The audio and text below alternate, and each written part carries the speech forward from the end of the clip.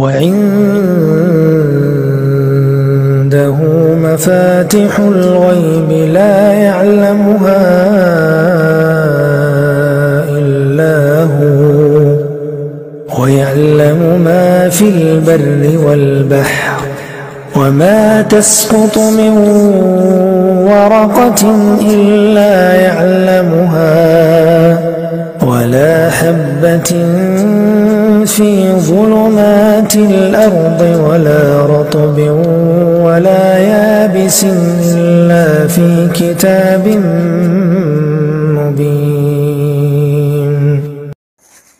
Tapi waktunya itu nggak begitu akhir sholat, imam ini ngomong tadi ketinggalan satu rakaat ya. Iya, itu ngulang dari awal. Itu betul. Betul. Jadi ketika seseorang imam ya lupa kurang satu rakaat, apakah yang harus dilakukan? Apakah hanya menggenapkan rakaat yang kurang baru kemudian sujud sahwi, atau mengulang dari awal? Yang tepat sesuai sunnah adalah menggenapkan.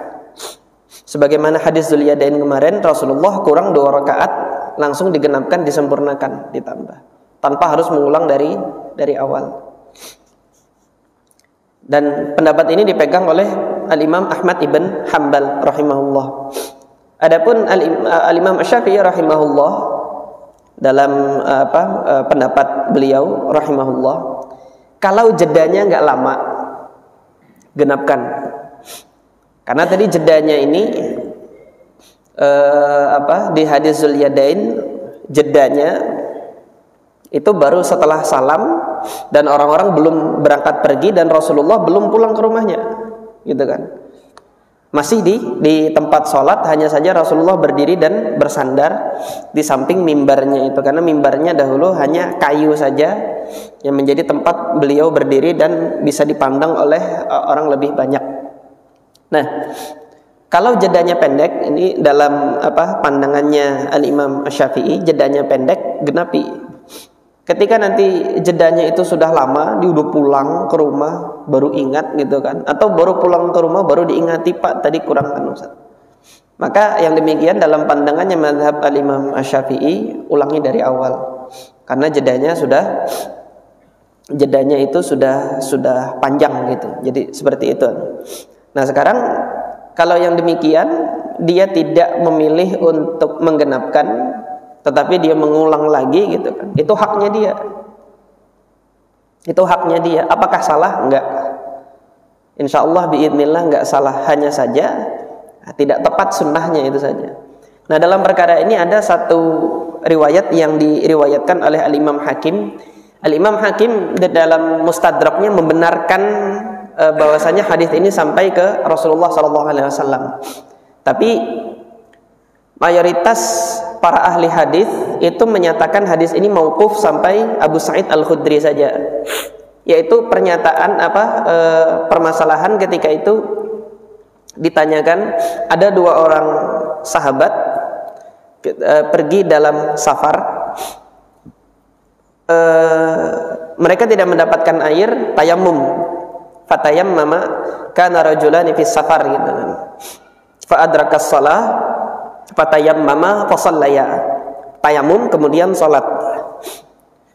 Thumma wajada al-ma'a fi waqtin, kemudian dapat air di waktunya. Kaidahnya kan yang mendapati air tayamum batal, kan begitu. Waktunya belum keluar, waktu salat itu dapat air. Maka fa'ada ahaduhuma wa lam yu'idil akhar. Satunya mengulang salat, yang satunya tidak mengulang salat. Sampai ke Nabi SAW, ini yang oleh Imam Hakim disahihkan marfu sampai Nabi. Adapun nanti jumhur ahli hadis menyatakan ini fatwanya Abu Sa'id Al-Khudri. Berdasarkan pandangannya jumhur ahli hadis, ini fatwanya Abu Sa'id Al-Khudri, berarti kan ditanyakan kepada Abu Sa'id Al-Khudri. Ketika ditanyakan hal tersebut, mana yang benar?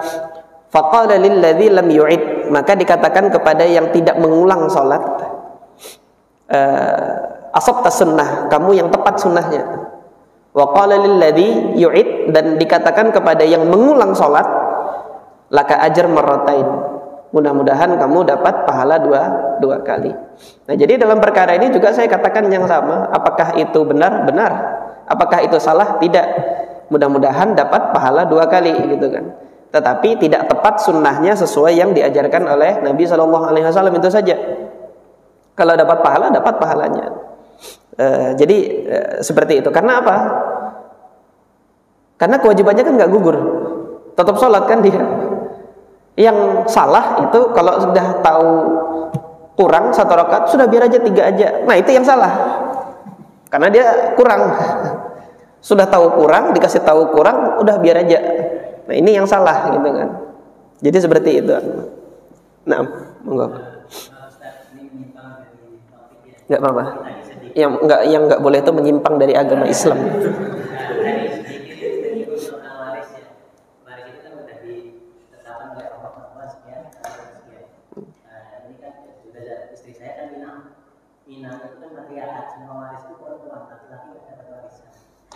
Kok bisa begitu? Ya nggak boleh, mah. Kalau laki-laki nggak dapat warisan nggak boleh, gitu kan. Nah, kalau hukum adat yang seperti itu yang dahulu memang pernah terjadi perseteruan, dan itu dimanfaatkan oleh Belanda kan di zamannya Tunku Imam Bonjol itu. Ketika para dai itu membawakan ajaran Islam, dihantamkannya dengan hukum adat yang seperti itu. Nah, dalam hal ini hukum Islam tetap hukum Islam.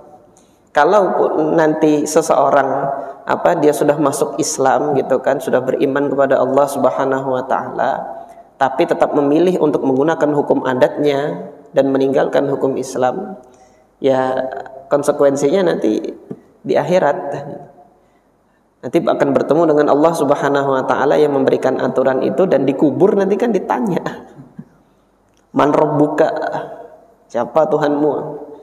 Dia bilang Allah. Lah, tapi nggak nurut sama Allah, yang mau diapain? Kan ngeri itu, nggak ada yang bisa membantu. Terus kemudian petinggi-petinggi adatnya nanti yang diminta bantuan ketika di dalam kubur, nggak bisa bantuan. Nah, maka dari itu tetap kita berupaya semaksimal mungkin ini aturan Allah Subhanahu wa taala ini yang dilaksanakan. Nah, nanti di dalam keluarga, gitu ya. Di dalam keluarga ada yang kita harus terapkan hukum Allah dalam waris. Allah sudah bagi seperti ini, sampaikan. Ini aturannya dalam Al-Qur'an demikian.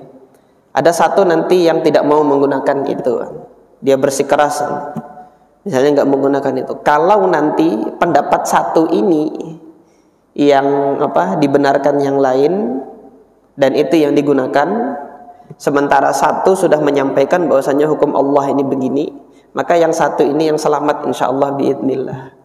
Yang lain yang nurutin ini, nah ini nanti yang akan berhadapan dengan Allah Subhanahu wa taala. Jadi seperti itu, Pak.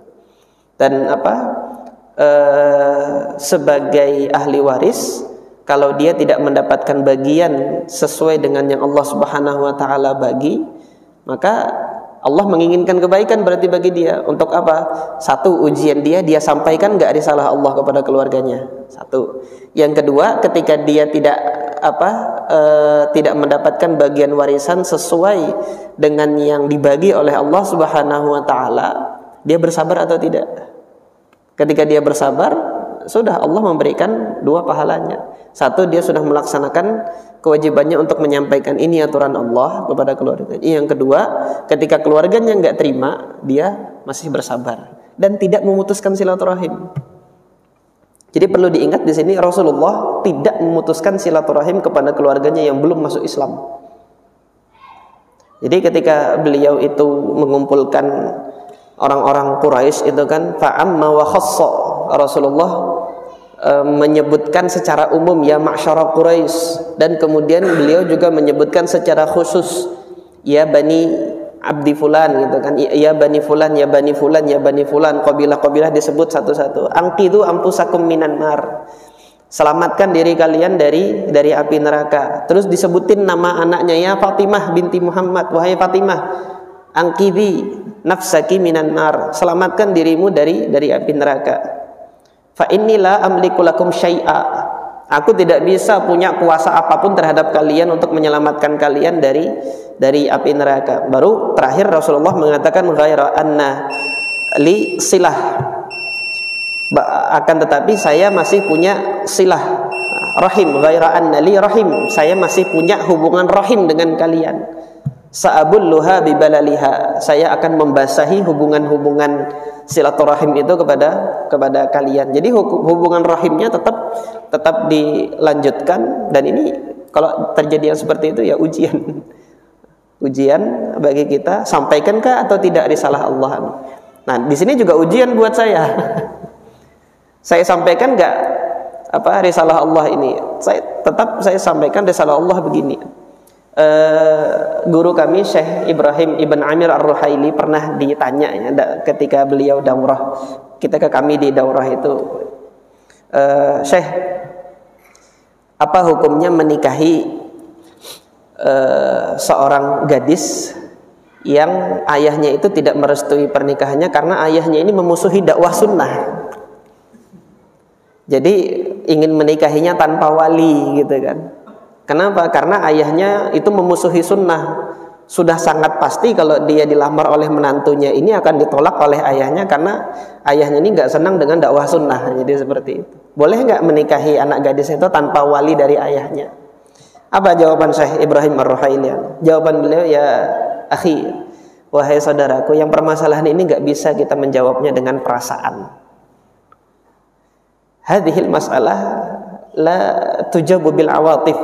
Bukan wilayahnya atifah, bukan wilayahnya perasaan. Hukmullah, hukmullah. Hukum Allah, hukum Allah. Sampaikan ini hukum Allah. Haram tetap haram, nggak boleh. Tanpa wali sudah nggak sah sudah nikahnya itu. Ketika tanpa wali nggak sah. Mau beralasan dia memusuhi sunnah atau nggak memusuhi sunnah, ketika dia menikahi anak orang tanpa wali, dia juga sudah menyelisihi sunnah, begitu gitu loh. Dan yang lucu lagi, saya pernah ditanya juga, Ustaz, ada nggak yang bisa menikahkan saya siri di sini tapi sesuai sunnah? Ada pernah nanya ke antum, nikah siri itu aja udah menyelisihi sunnah gitu. Sunnahnya nikah itu kan i'lan, umumkan pernikahan, ini disembunyikan. Itu saja sudah tidak sesuai sunnah gitu. Jadi mungkin kita cukupkan kajian kita insyaallah pada malam hari ini. Insyaallah nanti pertemuan yang akan datang kita membahas tentang permasalahan lewat di depan orang sholat. Kita akhiri, subhanakallahumma rabbana wa bihamdika asyhadu an la ilaha illa anta astaghfiruka wa atubu ilaik. Assalamualaikum warahmatullahi wabarakatuh.